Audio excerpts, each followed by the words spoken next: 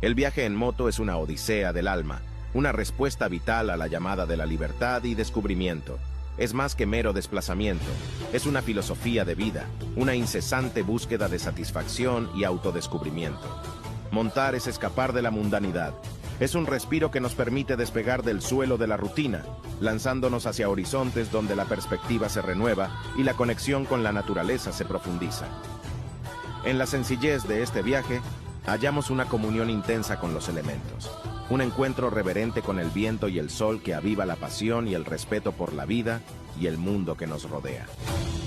De Bikers para Bikers.